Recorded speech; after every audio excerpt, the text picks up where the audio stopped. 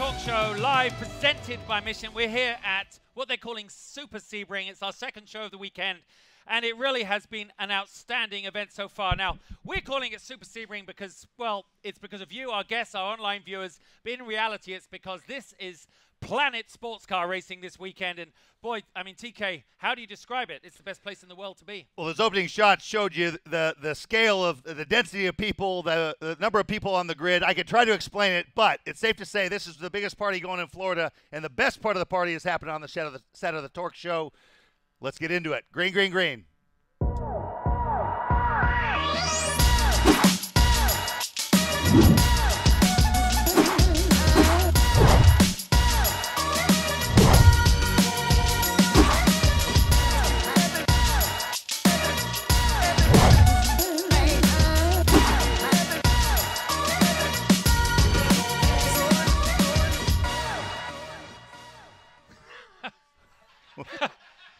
It sounds like someone's just fallen out of like a tree screaming the whole way down. Well, I'd like to say, in a minute, guys at home, we're going to have to show you the audience because they're pretty special. And by special, I mean special. Welcome to our show. It's only our 5th ever show. So remember how this thing started. It's basically because, well, I like to say we weren't hired. But, Tommy, you just put it so much nicer. Well, if you've been doing something for a long time and you're not rehired, you've been fired. Oh. Well, that's kind of how it went. But, you know. Silver lining, we're here. Silver lining, we're here. And really, we wanted to really come up with the best idea for two guys that just like talking about the sport, and that is have our own show. There's no one in our ear. Actually, quite literally right now, there is no one in our ear. So hopefully you're hearing us. Kind of broken. Hopefully you're hearing us.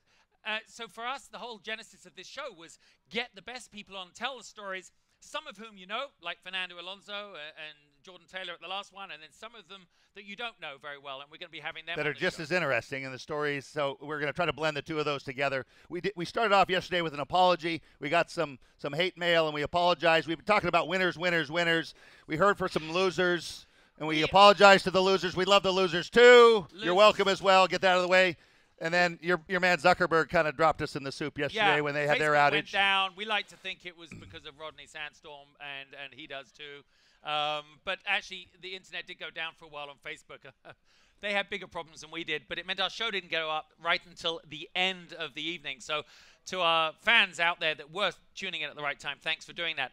So on the show today, we're going to kick it off with some pretty big people. I mean, a man that I have known, I think he has been around since pretty much the dawn of motor racing time. Pretty much the dawn of motor racing. I'm lucky that I made it into the Motorsports Hall of Fame. This next guest made it into his country's Hall of Fame for all the people with Nelson Mandela. Wow. Which is pretty impressive. So we're going to have Wayne Taylor, his son Jordan on. Jordan's always the sidekick to whoever else, and so this time it's his famous father. We're going to have Connor De Phillippi, who if we asked you to pick out of a lineup, you probably couldn't, but the man has won 3 of the last 4 GTLM races, so we're going to put a face with a name and talk to him, and then we're going to engage the fans and encourage you guys to get creative, whether it's poking fun at us or what have you, and get you guys fired up. But I see some activity going on over at the bar that isn't according to script for you. First of all, I'd like to point out that used to be my gig over there. And do you want to go? I was young, do you want to go sort it? I'm going to go sort it out because I've just been dethroned. I think so.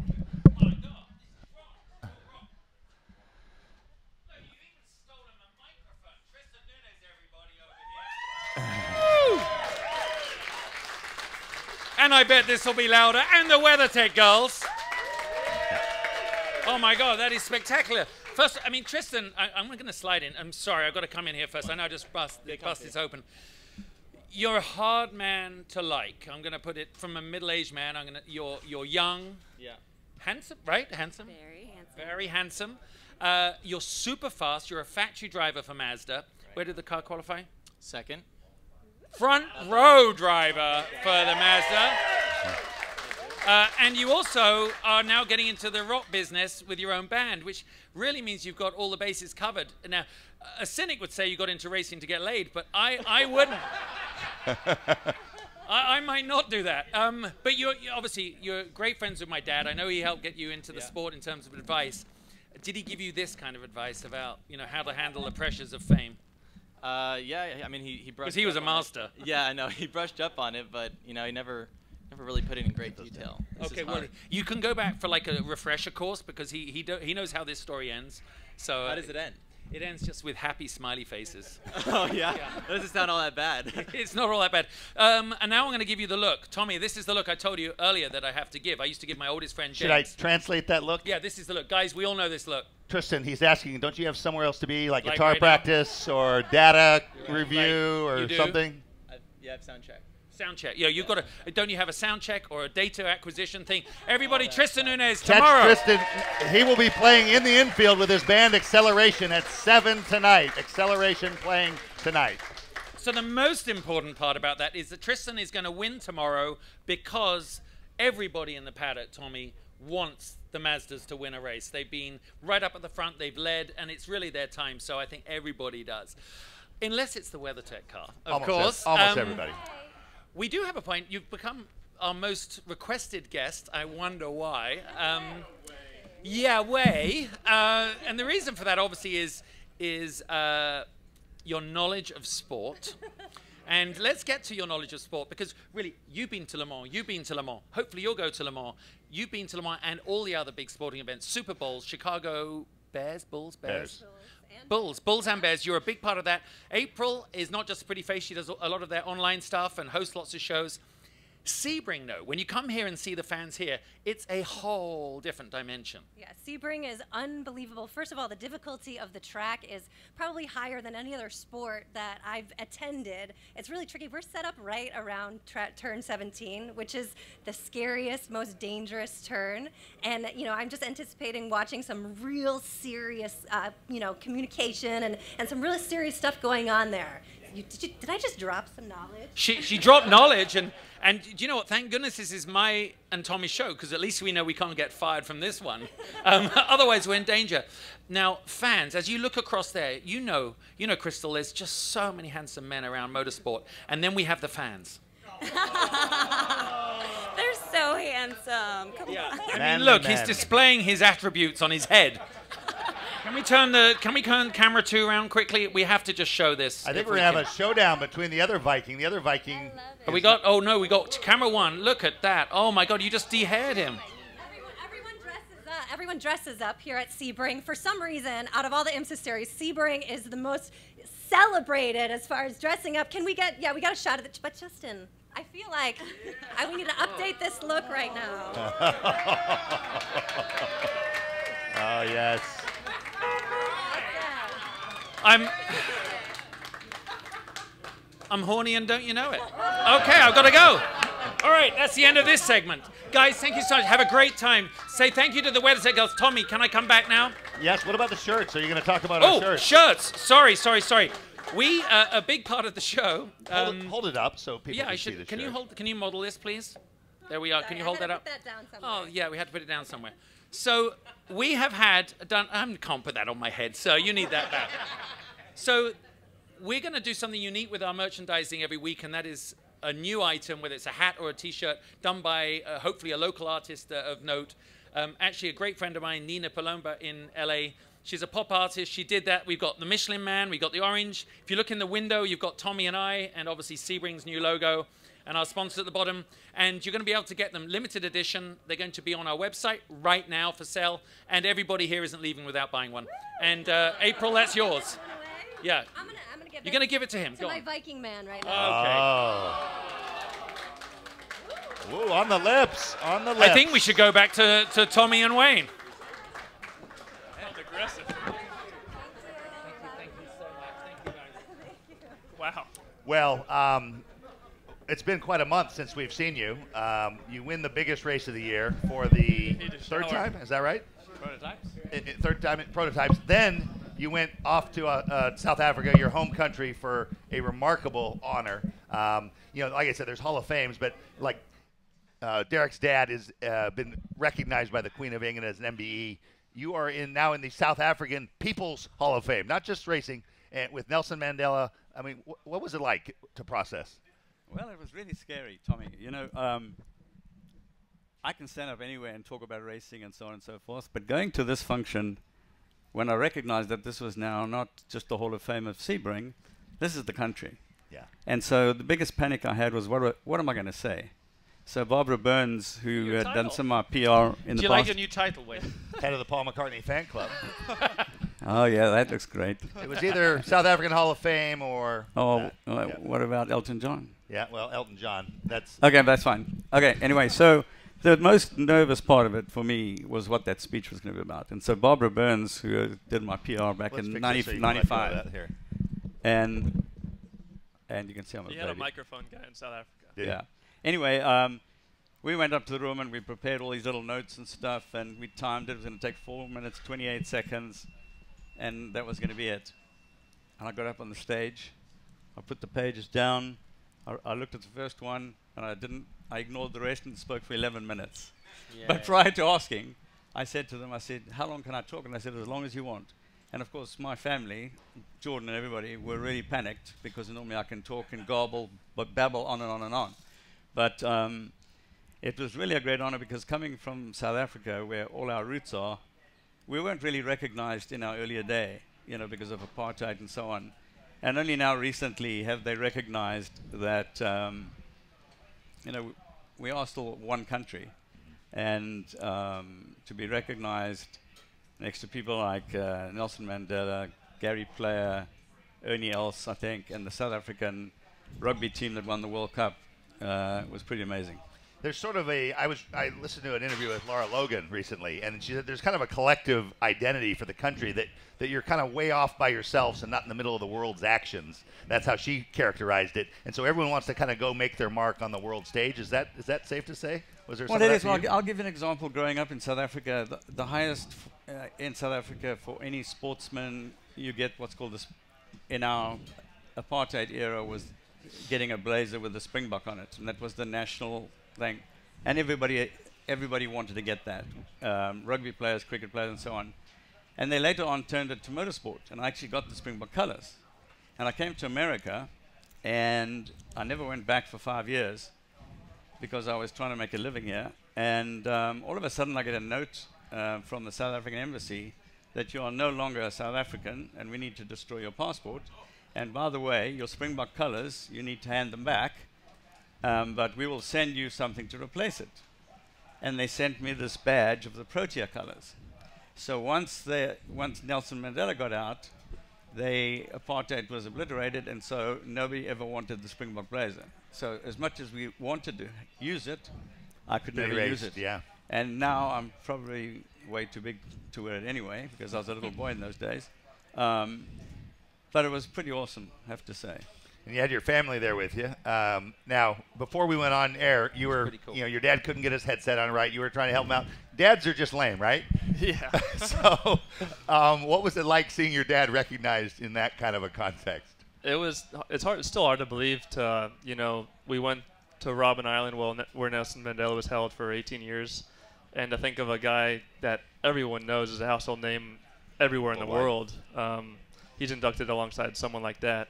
And obviously you grew up with a dad, and dads are just dads. And, he was a race car driver, whatever.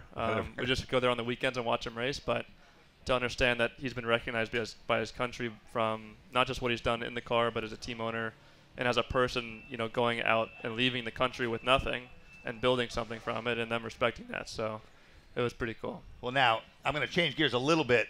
You're literally my single favorite social media account that I follow. If I had to choose one social media account, would be this guy, online. Jordan Taylor. Yeah, exactly. Now, Thank you. you've documented your dad falling over a fence once. He doesn't disappoint. He provides some good material. Yeah. Now, down there, what was up with the chipped tooth? Oh, God, how do you know about this? How do I know about that? Who did you the tell? day before he left, Who did you the tell? day he left, the day he was leaving for South Africa for the Hall of Fame, he chipped it. So he was going to go to the Hall of Fame with a chipped tooth. So he was up till midnight patching it.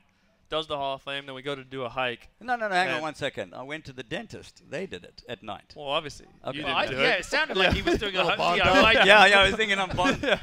And then we were hiking up a mountain, and he went to open a water bottle the same way he broke it, and he chipped the same part again. And he looked ridiculous. Smart one. Yeah.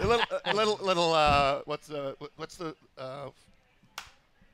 The Hangover. Oh, the Hangover, Hangover. The other one I saw was you guys were all eating dinner, and he's just like standing there staring at the corner of the wall. You put him in timeout. No, like, that's what he used to get in trouble in school, and he was explaining how he used to get in trouble. And they made him stand in a corner and not talk to anyone, and he would repeat the line over, "I'm sorry, Mr. Stevens. I'm sorry, Mr. Stevens. I won't do that again." I mean, Wayne, I wish I'd known that. I would have made Jim Miller do that to him after Lime Rock 1991. Well, I do have to say one thing. This weekend is the anniversary of the Aces. Does everybody know that? So there we are. We're in right the next door. Victory Circle here. Live TV, network TV. This is exactly why I'm no longer on it. What happens is that your producer in your ear is saying, giving you instructions, and they said, "We have no time at all. You just got to get Jordan." So I get Jordan. They went, "Actually, you have time for Renger. Get Renger." So get Renger, and then they go, "Actually, we have like another minute." So you're looking around, like scanning, and I see Wayne, and I think this is going to be lovely, and I go up and I go, "Well, how was it then?" And he just goes, "Fucking ace!" And I'm just going, and I hug him and I go, "We're on TV. We're on TV." So at the next race, there's the card. There you are. That's it. It's standing. It's on my. Right on my desk. Memorialized forever. Thanks for that. That's why I'm not on TV this year. Now I feel a little bad that we've had Jordan on. You've been on more than anyone else in the history of the Torque Show so far. I'm honored. But we end up talking to everyone else or about everyone else. That's okay. That's okay. Well, now, winning with Jeff Gordon, winning with Fernando Alonso, I'm going to start calling you like the Sherpa. You know how the Sherpas carry people Mount up to the top of Mount Everest? Yeah. You carry famous people to the Rolex podium in Daytona. Not quite. I don't think it's the same as a Sherpa. Okay. Talk about a little bit about the conditions and so forth, but also every time you drive with someone else, you learn something. Tell us what you've learned from a Jeff Gordon, from Fernando Alonso. It's got to be helping your game. Oh, for sure. I think just two guys of similar levels and similar backgrounds of just being super successful in their sport. You understand their work ethic. Like Jeff came into a new world. He didn't know sports car racing. All he did was ask questions and want to learn and never stopped asking questions. So when he got in the car, he was the best prepared he was. And it proved when he was on the track, even in the rain, which he's never driven in the rain. So Ricky and I were able to learn that kind of thing from Jeff. And then Fernando, I think you just learn intensity. Every time he's in the car is absolutely 100%. Right. Every single corner, every single pass, whether it's practice or in the race. So I think just understanding your own personal limitations and being comfortable at your own limit. He is obviously extremely comfortable, and it shows when he's in the car because he's always on the edge and getting the most out of the car. So I think for me, it's teaching me to just explore more about my ability and what I can do in the car. And I think in the race, I wanted to push myself there at Daytona to kind of see what I could do alongside of an Alonso or a Kobayashi or a Renger and kind of understand how I stack up and what our feedback's like, what kind of race cars we like. So I think you can always learn no matter who it is. Even if it's an amateur guy, sometimes they can roll more speed through turn 3 and you're like, how did he do that? Yeah. He might not know how he did it. Jack Hicks, at the weekend, at Amelia Island, I did the talk there with him, Fireside Chat, and he has a quote where he says that unless you put yourself against the best, if you haven't pitched your team against the best, if you haven't driven against the best, then victory's slightly hollow. You can never say you're one of the best. And then, to us when he sat here, I'm staring across at you going, that is Fernando Alonso. I was a little starstruck. He's the guy. Those hands have done it. For me, arguably the best driver of our generation, the last 10 years. What was it like for you knowing that you could look at your data, you could look at the lap times, really you're seeing the heartbeat of another human being who happens to be pretty super. Yeah. What was that like? It was, it's interesting, obviously. Where were you quicker? No, I think that's the tough thing. You can put the same guys over a 24-hour race, different conditions, getting the most out of the tire at different points. You want to know? Yeah. I think he was like, he's a beast under braking. But at the same time, like you look at a Fernando and you think he's an extremely aggressive driver, but like our car doesn't like an extremely aggressive driving style, and he could adapt to that extremely fast. So he would be able to extract stuff from like old tires faster than a normal guy, where like he could just adapt to that situation extremely fast. I noticed his line in the first hairpin. He was doing a much more exaggerated kind of traditional late apex, which most prototype guys don't do anymore, and that stood out to me early on. And that might be coming off the corner straighter. Yeah, I think having him and Kamui, like Kamui's a different driving style as well. And you look at their data, and it looks like one thing, and then you look at the onboard to kind of understand how it translates to that. And it's interesting to see the different lines. And for us, Daytona has had one line forever. Like, it's been the Max Angelelli line, the Scott Pruitt line, where you turn in early and you hug it around. And these guys are coming in, and they come out of the dog leg, they go hard left, which you never do. Or, like, we never did. But our cars are so agile now, there's so much downforce that you can bring it right back, and it opens up the corner. So, like, for us, maybe we were stuck in a rut driving that same line every year, and they're coming in with fresh eyes, fresh blood, and challenging the status quo. Exactly. Literally. So it's interesting. It pushed us, definitely pushed me, and I definitely learned a lot. And it was a good experience. That's kind of scary. Now, Sebring is famous for throwing something at you you've never seen before. I mean, you can't prepare for everything. How do you feel going into this one? What's it going to take to win it? Yeah, I think we won in 17, starting the same position we qualified today, 6th. So you don't need the fastest car. Last year we finished 2nd, where we clearly didn't have the fastest car. So if we stay out of trouble for 8 hours and go racing the last 4, I think it's anyone's race. Is Ringer up for back-to-back races physically? Yeah, I think so. I mean, we've got a masseuse. I think he's been training hard. He's got 2 babies now, so hopefully he's used to the lack of sleep. But I think, he's done a really good job this weekend. Just it's hard to bounce from an LMP1 car to an LMP2 car or a Cadillac. But he's been able to adapt extremely fast. Now, you were such a good sport coming on at the last show with Rodney and sharing stuff with us, and you challenged me. You surprised me with a request to do the Mobius, which I literally, it's been so long, I haven't done it since my accident, which was 27 years ago. Jeez. And so I feel like I let you down. I kind of feel like I owe you. You can do Mobius? I'm gonna do. I actually tried it and I can do it. It's not pretty. It's not. He actually did practice in his hotel room that night, and he came back the next day going, "I can do it." I can still. It's, in fact, it's I can not still meant do it. to be pretty. It's a freakish looking thing. But here. Do you want to see the Mobius? This is a beautiful thing. You see the Mobius? You need to see this. Is this the song that goes with it? Pleased to meet you. Oh! It's a bit of an orangutan look. Oh, that is so. I apologize, everybody. He was my co-host. Dancing will not be a feature of this show for too much longer. Listen, It's guys, impressive. it was I like very it. good. I mean, very to good. I see like a it. 6'5" guy do the orangutan across the thing, the Mobius, that was pretty good. You can't ask people to do stuff. I really didn't want to do that. No, that but was if funny. you don't do what you ask them to do, Oh, my God, that was brilliant. Well, listen, Wayne, thanks so much for coming on. I know you're going to be in the box for 12 hours. Make sure, is your beautiful wife going to be right behind, as always, checking on your progress? Oh, for sure. That would be great. And listen, good luck this weekend. Thank you. Thanks. Thanks for having me guys. on Listen, again. when we come back, we Thanks a have lot. some really cool guests, and we have one of the big shots from Michelin here to explain quite how large their footprint is on the ground here at Super Sebring. Stay tuned.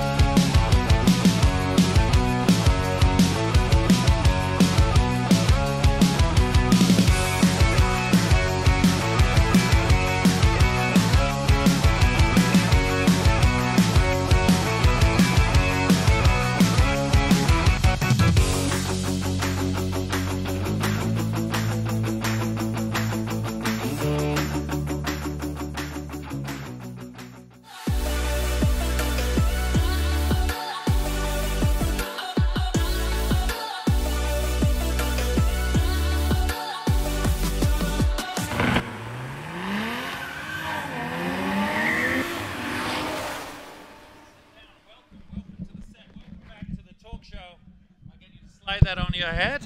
All right. Thank you for turning up. I know there's a lot of people. It's a busy weekend.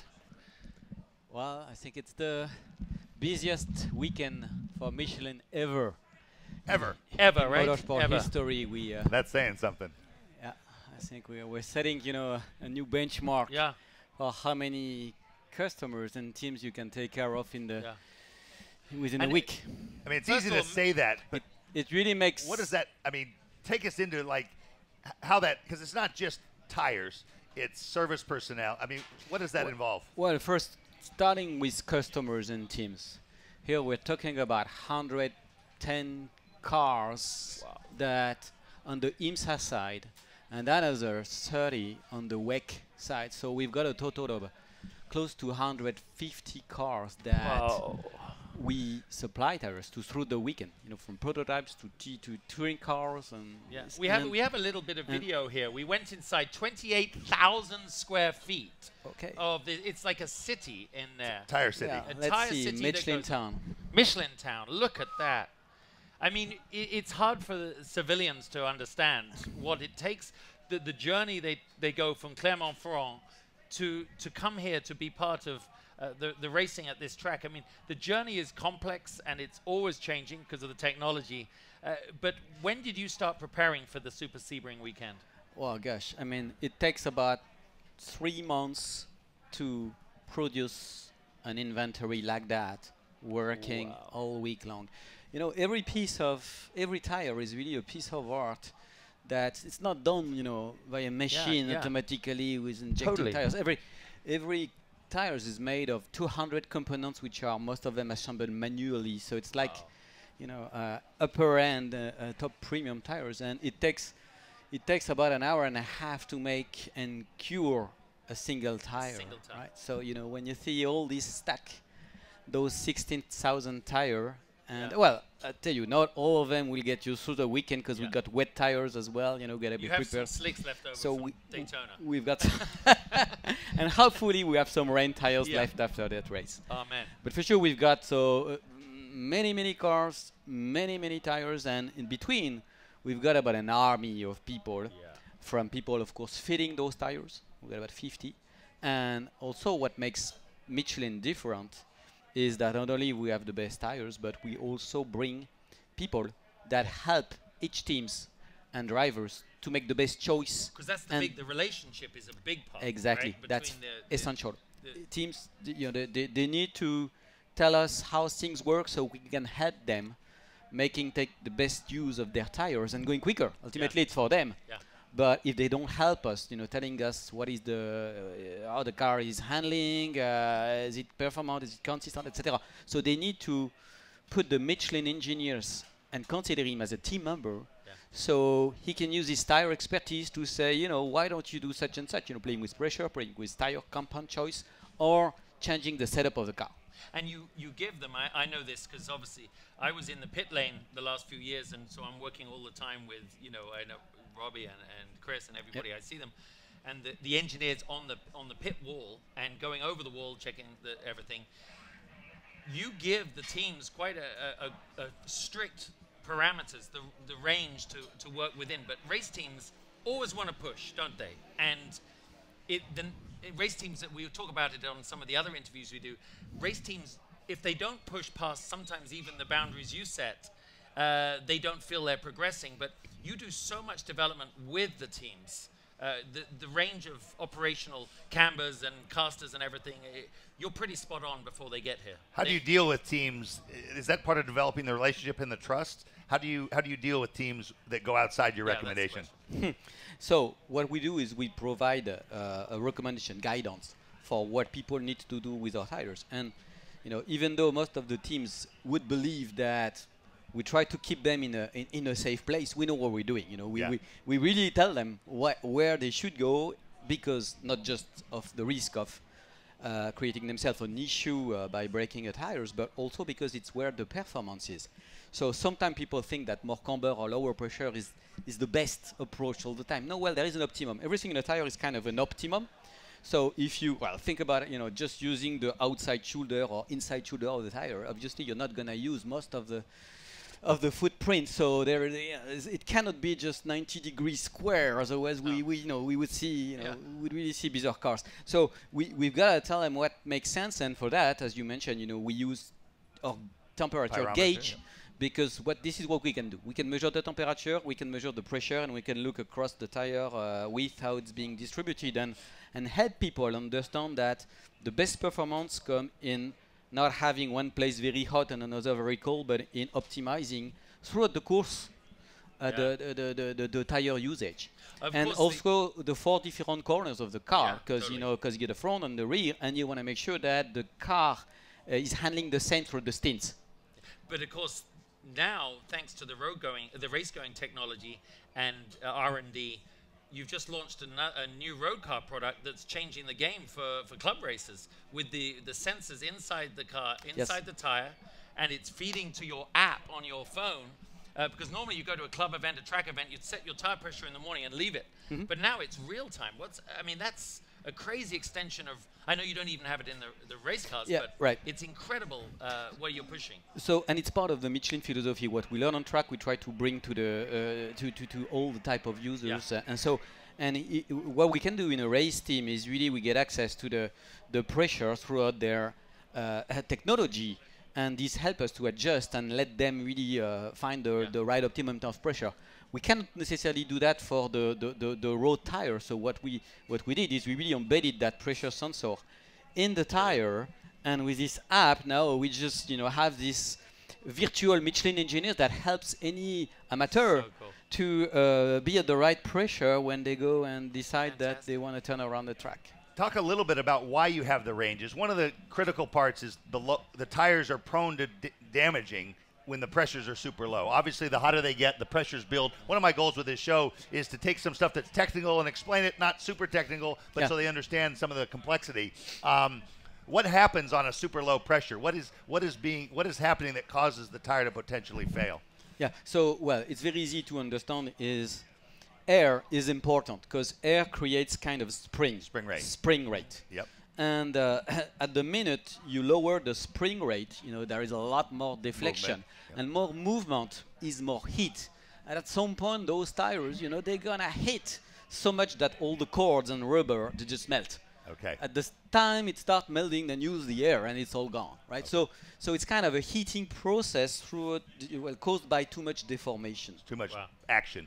We've got to let it go. I hate to say it. Well, I want to make him smile a little bit because yesterday Pablo Montoya was on, and he's was talking about the WEC tires, the confidential tires. You would have thought he was salivating over a filet mignon. He was like, "Oh, those confidential tires." So you've earned his undying respect with the pinnacle of performance that you've created. So thanks for sharing some of that with us. Thank you very much. You've got an incredibly busy week. Thank you. You've got to head over to the WEC grid where they're running on those confidentials. Thank you so much. When we come back, guys, we got some really big guests, and I got to ask them a big question: why they didn't win in our car. So we'll get back to that. Thank you so much, Matthieu. Stay in the moment, they say, but you're 4 steps ahead. Executing plans you've rehearsed countless times before, and moving on to the next thing. Because if you think you're done, you've only just begun. At Michelin, we never stop thinking about our next move. Or yours.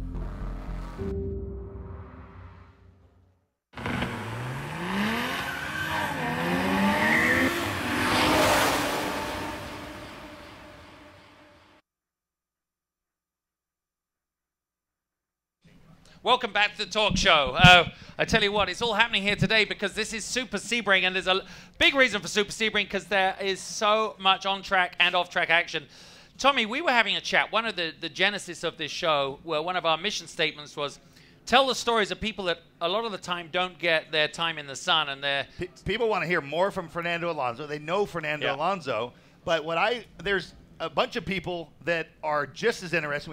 We're hoping to get technical people. I almost feel like we have a Michelin mystery guest because if we had you lined up in a lineup, and if we said your name, people would say, "Oh yeah, that's the guy who drives for Rahal," or da da da. But pick him out of the lineup. He's always got the helmet over the face. So I feel like we're sort of. This is your debutante. Yeah. Welcome everybody. A man who has been making a major mark in sports car racing only the second American to ever win the 24 Hours of Nürburgring. And in a stealth way, he's won 3 of the last 4 GTLM races, 3 of the last 4. So Connor De Phillippi, welcome, and you've earned your way onto this show. Spectacular there we go. Get the your last mic going. 18 months. So it's been a wild time. Like you said, obviously I had a lot of time in Europe, but now I'm here with BMW and racing here in North America back on my home turf. So it's been a successful first year of the program. But you were successful from the start. Was it 14 karting championships by the age of 14, or was it a lot of karting championships by the age of 14? I couldn't work it out. I don't recall, but it's a lot. I had quite a few. And what makes them really special is I grew up just my dad and I going to the kart track. You know, I never had a pro mechanic or anything like this. I mean, the way things are now, I certainly wouldn't have been able to do what I did back then, because it certainly made a transition in a different way. But yeah, I had a lot of karting success, and then actually my very first time I ever drove a race car was here at this track. I was almost 15 years old when the Skip Barber had their karting scholarship shootout here, doing autocross over there in the parking lot where where they have the tram pickup at. So it's pretty crazy how it's come full circle in 10 years, and I would have never thought I'd be this far or done this many things, but there's still plenty to accomplish.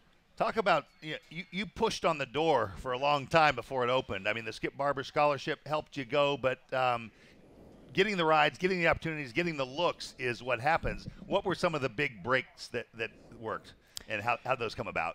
I mean, I've been very fortunate. A lot of the things in racing, it's about how the stars align, right? Mm-hmm. I mean, you know it. There's a lot of really great guys out there that didn't quite have all the stars aligned and didn't have that step. At the time when I was transitioning out of karting in the cars, there was a lot of scholarships through the Mazda system at the time, and that got me all the way up to Star Mazda, fully funded. And then I kind of hit the crossroads to where I didn't have the money to raise to get to Indy Lights at the time. And so I kind of was in a rock and a hard spot. I was like, okay, I don't really know how I'm going to make the next transition. I started thinking about sports cars. And then actually that's when Pat Long gave me a call and said, hey, I have maybe an opportunity for you. Would you be interested? But you have to give me your word that you fully commit to sports cars and you never will think about driving an open wheel car again. So I said, sure, why not? So we went and had lunch together, and yeah, I mean that was like my kind of my last straw that I was like, okay, let's do this. And went over to Europe, did really well at the shootout, and was one of 2 that was selected. The other was a Spanish guy, and then myself, and had a season over in Europe with Porsche at the time, and was 3 years as a junior. And then that's when everything kind of steamrolled and got another big opportunity. I met a gentleman who was half American and half German, and he had a big company in Europe. And he believed in me. He saw that I didn't have 3 great years with in the junior program, but he said, hey, I see more than what is shown on this paper. And he bought, at the time, it was Audi GT3 car, and we went GT3 racing, and we won the GT Masters Championship first year out, and the next year we won Nürburgring and won a lot of races in VLN Championship at the Nürburgring as well. So it's just, when things started to kind of peter out, there was just a next thing that kind of opened, and I was able to take advantage of that until I got to this point to where BMW came knocking on the door, and I was certainly interested because 5 years was enough over there. Wanted to come back here, and here I am. And there's one thing to be winning races, which is a prerequisite, but you probably weren't making any money then. Were you getting a salary? You were probably getting your expenses paid. I wish. Yeah. No, 0 salary. I mean, right. At that point in the junior program, you still had to bring money. So okay. that was the difficult part, right? I was living in Europe. I was 19 years old when I moved there by myself.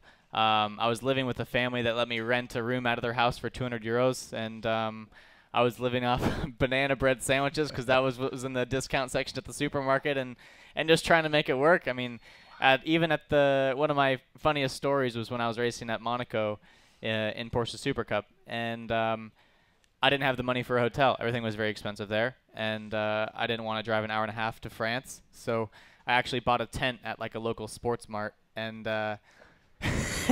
and stacked some blankets and slept in a tent in the big team tent. So homeless in Monaco. That was my cool. My little thrifty story of the season. So wow. you kind of got to do what you got to do. So I think it's pretty funny story to get me to this point. Well, it just kind of shows the commitment stories that don't often get told, and anyone who makes it has one almost. Yeah. And so, was there ever any doubt? I mean, it was just it's like you burn the boat, you burn the lifeboats the minute you land because there's no going back, right? It's the only outcome is success. I mean, you have to believe in yourself, certainly, but I mean, there was moments where I really struggled in that cup car. I cannot stand understeer, and that's all that thing did. So I think that's one of the reasons why I was struggling, and you were under very high pressure. They had you all not necessarily pitted against each other, but you knew all the other juniors in the program. That there was only so many factory slots, and going there, driving a car you've never driven, learning all these tracks, and like I said, you're still having to bring budget. So you had other juniors, but everyone went to a different team, and one guy had more money, so he was able to go to a slightly better team, and so you weren't quite comparing apples to apples, although from the outside it appeared so. So. I mean, you can make excuses all day, but you know how racing is. There's certain programs and certain teams that are going to have better results, and that's part of the reason why I struggled, and I didn't really have the confidence. But then when I met the gentleman from Monteplast, who's still a personal sponsor of mine, and he believed in me, and he bought all the equipment that we needed and went to one of the best teams over there, and things took off, and we won the championship first year out. So that's heavily grateful for him. Yeah. So now, obviously, here at Sebring, the GTLM category is stacked. It's stacked. It's got the best drivers in the world, best cars. But won 3 of the last 4. Won 3 of the last 4. What's this race going to be like? I think it's going to be wild, especially with the weather. With the changing conditions, it's always crazy. The guy who's fastest in the beginning isn't necessarily going to be quick in the night. So I think this type of race comes to us because it ends in the night, very similar to Petit Le Mans, for example, where the temperature drops, and that seems to help our car quite a bit, especially with the turbos. And also just our general balance, it seems to come to us. But I'm hoping we'll be strong. Now starting off the year very strong like we have. Obviously winning the 24 Hours Daytona is a huge deal. BMW has never really been in that position because it's typically one of the weaker tracks for us. So now starting out strong at the end of pit lane and all these little advantages that you have that you don't really think about until all of a sudden you have them. You're like, oh wow, this is pretty cool. Now we can see what the others are doing if they're putting on reins or slicks because they're pitting before us, so we can react to them or whatever the case might be. So little things like that are going to be very important at the end of the race. Fuel saving is always something in our championship, trying to go fast and use less, a bit like some Formula E racing, but with engines. So, there's going to be a lot of aspects to it. We've won some races on pure pace, some races on fuel saving, like at WeatherTech Raceway Laguna Seca. So I think we have a car that's capable of many things, and just a matter of reacting in the moment, which I think is what we've done really well so far, and we just got to keep doing the same thing and try to get a podium, ideally a win, but we know how the guys won the championship last year, never won a race, so we have that in mind. We've already won a race, so now it's just trying to be on the podium and collect points. Before we let you go, what's one thing that the fans of sports car racing, IMSA racing, should know about you? Something that we don't know yet. Do you have any quirks that your teammates razz you about? Oh, man. Do you like ironing, like Ryan Diaz? What do they tease me about? I don't know. Oh, it's just, you see, I'll tell you what. Are you superstitious, OCD? I have lucky underwear. I got camouflage lucky underwear that I wear on race day. So wow. that's interesting. We went from no information to too much. Yeah. Anyway, Connor, great seeing you. Thanks for having me. Good luck. And when we come back, we're also going to be talking about who is our mystery guest, for Michelin mystery guest for this week. And I mean, I think it's obvious, but you are all so wrong. Stay tuned.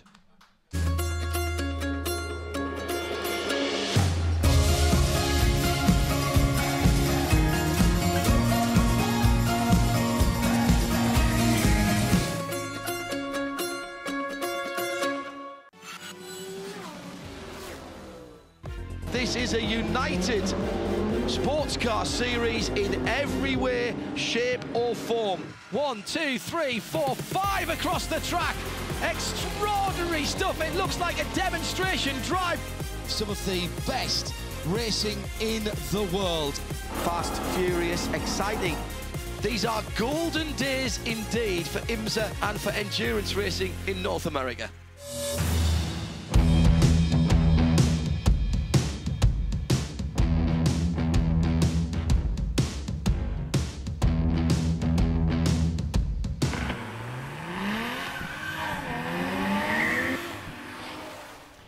Oh, welcome back to the talk show presented by Michelin. And I just feel, for the first time in my life, that I can ask a question that's been asked of me many times. Why didn't you guys win in our car today? Paul Holton. I don't think we tried hard enough. I don't know. No, let's introduce you properly. Obviously, you guys out of there in the number 75. I mean, Kuno, you driving with Paul. We're excited. Our name's on the side of the car. Putting McLaren in winner's circle at Daytona, yeah. First round of the Michelin Pilot Challenge. And it's funny, I was saying to Justin earlier when we were rehearsing some of this stuff, any ride's a ride. But you have to talk yourself into being excited about the Geo Metro that you're racing or what have you. You're like, oh, these things are awesome. What's it like walking up to a car that you don't have to psych yourself up to be excited about? I mean, look, it is a McLaren, right? Right. I mean, it's not anything else. I mean, you step into the car, even like you said, just walking up to it, the whole silhouette of it. I mean, it's world renowned. It's the whole history behind it. You look There's at only a couple brands that walk up and have the name value that McLaren does, and you can count them on about 3 fingers, and McLaren's one of them. So it's pretty special, it's amazing, yeah. I mean, we were so excited because obviously I'm going to ask, we got a couple of the boys over there from Race Day Foundation at the bar. Don't know if we're going to be able to have a little catch up with them, but thanks for coming along, guys. You guys just missed the WeatherTech girls. They were asking about you. They were asking about you. They said they heard there's 2 hot 15-year-olds walking around. Did that come out wrong? Sorry, guys. But actually, these are our friends, Jill Beck with the Race Day Foundation. I'm on the board, which was her first big mistake, and lovely to have you here, guys. So obviously, you race for a cause, you race for yourselves, you race to win, but you now race for McLaren. Both of you are now factory drivers. That is, I mean, just McLaren factory driver sounds right. How does that unfold? Is it a phone call like you're on The Voice, or I mean, how does one become a McLaren factory driver? How does the news actually be delivered? I didn't get that email. Did you get an email? I never got an That's email. why I'm asking. You were CC'd? No. I was BC'd. His came in 1995, I think. It did. Thank you. That's true. He is a McLaren driver, though. Did I get it right? Sucking up to the host, Carl. Thank you. Sucking up to the host works every time. Yeah. So how does that happen? How do you become a factory driver, guys? I mean, go ahead, Paul. I mean, for me, it was I was driving the car for a year, and they kind of wanted to, I guess, reward some talent that stuck around with them through some of their growing years. And now, we've really hit a stride with the new program, McLaren Automotive, with customer racing, and it's really fantastic, especially to have a multi-year contract in sports car racing is incredible. It is incredible. Well, I mean, you're still trying to recover from being Tommy's teammate. I mean, that was, but there was an unusual twist because it's a heavy burden to carry me on your back. But those were fun days. You guys racing together, getting Tommy back behind the wheel. I mean, you were driving with a legend. I mean, he's a legend. Oh, totally. Hands Don't down. you know You who are he the used to be? You are a legend, Tommy. Come on. Like it says over here. Don't you know who I used to be? No, I mean, on my part, exactly that. I mean, Tommy and I started driving at Viper at the SRT Viper, where it was a factory program, so that's where I got my initial gig in, let's see, 2010 all the way through 2014, and we co-drove together in 2012, 13, and from there on everything started to move around. Then I went to a BMW Motorsport in 16, 17, and then an off year last year, and Compass Racing took me under their belt, and we nearly won the TCR championship, and here we are. McLaren called and said, hey. It was fun to watch because Kuno and I came into that from opposite ends. I was sort of the guy out of retirement with the big name, and he was the guy that nobody had heard of. Had worked his way up, built a name in the Viper community as well, racing Vipers, coaching guys, and so forth. And so the least well-known, out of that program, who was the champion? Yeah. And so he developed, and he was already good when he got in, but turned into, like, you could see the light go on for him. When we went to Le Mans, it was a tough outing for us, but it's like everything clicked for him, and he was just like in his element and shown there, and then won the championship. And the other thing I used to tell him, I said he's literally like the nicest guy there is. Did you have to room comes with him? from I did not have to room with him. That was always he and Dominic. Well, let's talk about that. Yeah, go ahead. Go. What are some of the quirks? I need to wear pants a little more. That's true. What about, is he still carrying a purse? The man purse. Yeah, no, it's every year, actually every couple months it gets a little bigger and it changes in color. I was designer too. He dropped, how much money was that? No, he used to have like a nice Gucci bag, but it's been going, I think the current one's a fake. Was that a Louis Vuitton? It was a Louis Vuitton. It was a limited edition Louis Vuitton purse, does he? I still got it. Still got it. Oh. It's my French-Canadian side. Hey, he wears it well. He can pull it off. It matches his cheekbones. They're very high. Yeah, the cheekbones are very high.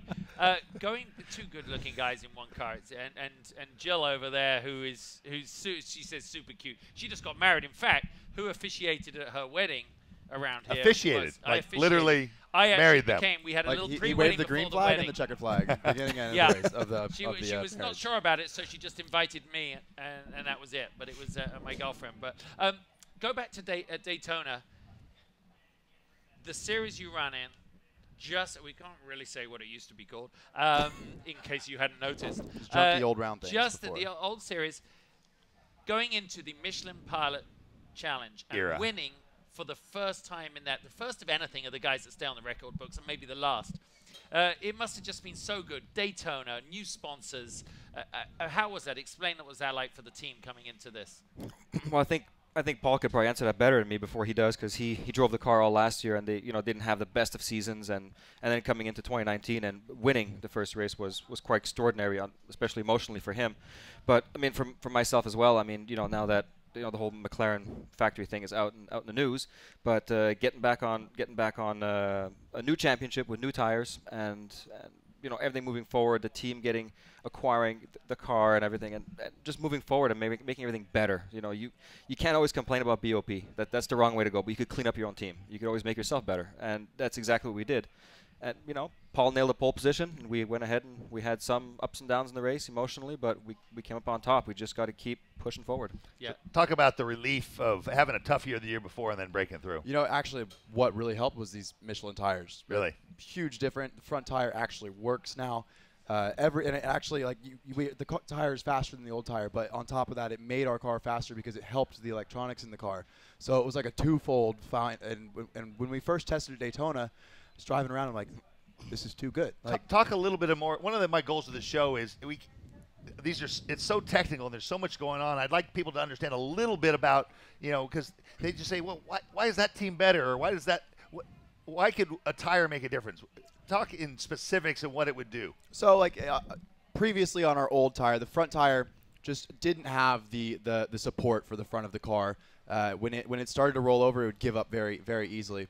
There was no sidewall flex. There was no give in the tire. It was a very stiff front tire. We went to the Michelin. We actually gained a little bit of contact patch, but we also, the way the tire is shaped, like the Michelin guy was talking about before, the way they're hand built, the sidewall is actually able to flex, and so you have a little bit more slip angle available in the tire that we never had before. So that takes some slip angle out of the steering, which then the car sees less steering angle, but an amount of yaw that it wants to see. Because the computer is comparing the yaw sensor and the steering angle and intervening. Yeah, so as it saw that variance go down, the interventions became less, and that meant that the car was grabbing the brakes less, which then if your car's not grabbing the brakes, with stability control, you use the brakes to control the car. So if that's happening less, you're obviously accelerating faster.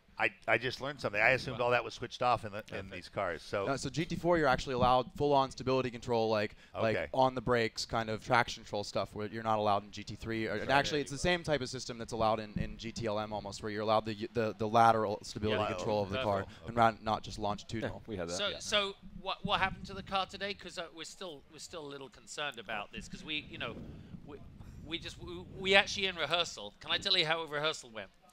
Well, we're sitting here right now with Paul and Kuno, who won today's race with our name on the side. That's how we rehearsed. I mean, we appreciate that. Yeah, I mean, we'll use that when we replay this. Yeah, Okay. can you record that for the Justin, next race? Let me talk to you a little bit about morale and keeping the morale of a team up here. Oh. Rah, rah, rah. Listen, guys. Justin's from the school. The beatings will continue until morale improves. Yeah, exactly. Guys, thank you so much for being on the show. When do we next see? Which is the next race? Mid-Ohio? Yep. Wow. And we're going to be there too? GT3 720 debut as well as the 570. Wow. Okay, we can't wait for that. Listen, when we come back, remember, we're going to be trying to track down the guy with the orange on his head. And we also have some really good, fun stuff for the fans. So stay tuned.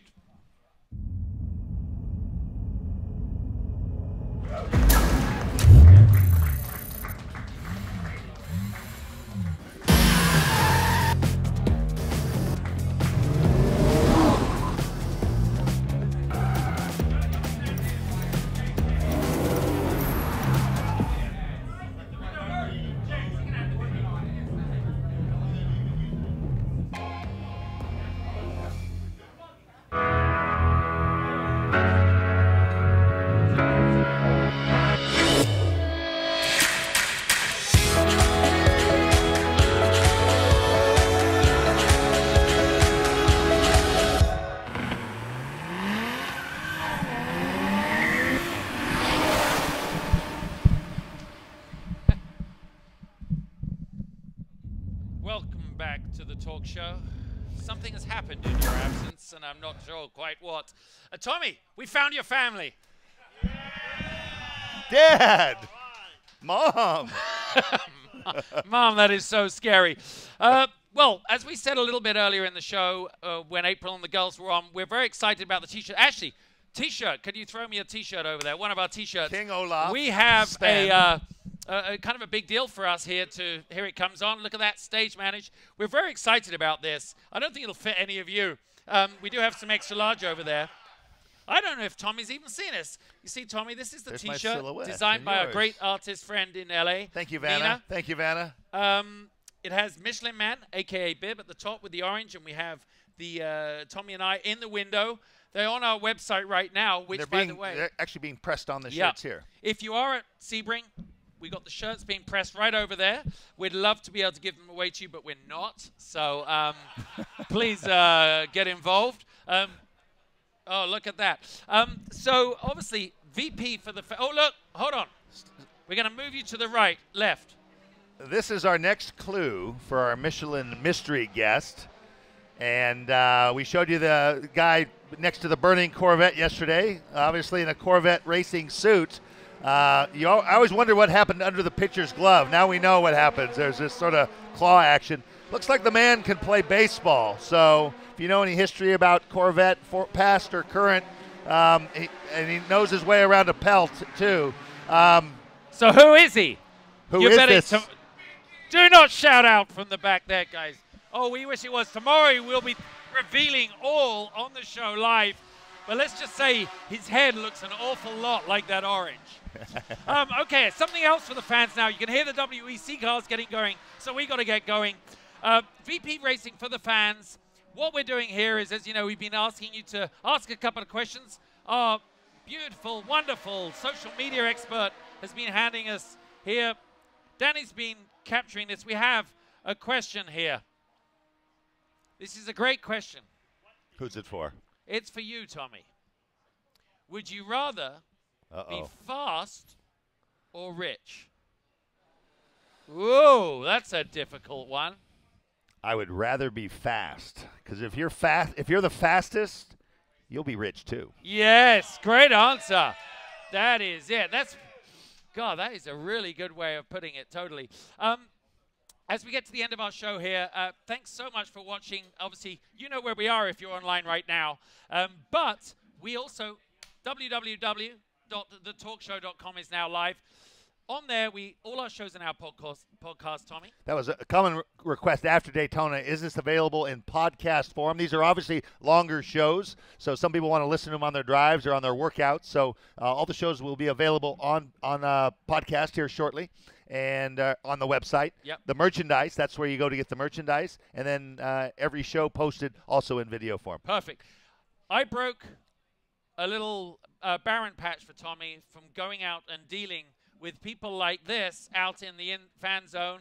And as I said, my favorite moment was when I go up to one of them and I said, what do you do normally? He goes, I'm actually a fund manager. And I said, but right now you're dressed as a cow. That really sums it up. Anyway, I took Tommy out there yesterday. You're going to watch a bit of video now. Thanks very much. Great show, guys. Thank you for coming on. Thank you for watching. Everybody, we'll see you tomorrow morning, 8:30 a.m. Eastern Time. Enjoy this video. I guess you could say that camping is one of the strands of DNA that really does signify what IMSA is all about, whether it's the drivers with their multi-million-dollar Prevos or us with our Airstream. Now that we're Airstreamers, we have a heightened appreciation for what works and what doesn't. So we're going to go look for some ideas over there. We'll call this the camping eye for the city guy. You know, I like to see sort of a little bit of planning, use of modern technology. Raised platform bed, that's impressive. Bed, that's nice. The other thing is always important to have something that's either a mannequin or somewhat inflatable. I'll tell you, a lot of weird stuff goes on out here. I said, didn't you used to be Justin Bell? Oh, right. Yeah, Trans Am champion, Tommy Woo! 2019 Fan of the Year. Talk to me about fuel strategy. What kind of fuel you're running here, and what kind of a mixture? I've got about that much Grey Goose and about that much Monster. Look at the femininity here. really maybe Laura Ashley. Where I for a straight guy. Yes. Now I worked it out actually, Justin. 5,030 miles I've travelled to be here. So you deserve a drink after all that.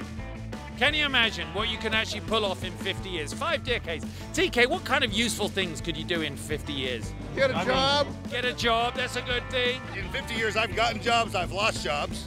Did a little bit of racing, a little bit of TV, but I haven't been here for 50 years. Straight? I even came when the race was canceled. I like to say this is a good example of the gene pool getting smaller and smaller. Speaking of genes, I think most of my career in TV is defined by coming here to your stand, to your camp. So tell me, every year, this takes a lot of work. It does. We got a big group of guys now that help us out. We had this built last night about 8:30. Had to pick up the roosters and the goldfish today. I love this. He thinks he's flying in Southwest again. It is. Who's the platinum? Who has platinum status here? I think there's about 6 of us that have platinum status. Yeah. Now talk to me about how this has evolved. I mean, you've got a fish tank here, and you've got what's the rooster's name? I think it's Cock. Cock. What do you think? What do you make of it? I mean, these are fans that define our sport. I'm pretty sure the infield at Sebring is where the phrase "hold my beer" originated. I believe so. It might have been right here. Don't forget to watch the Motor Show.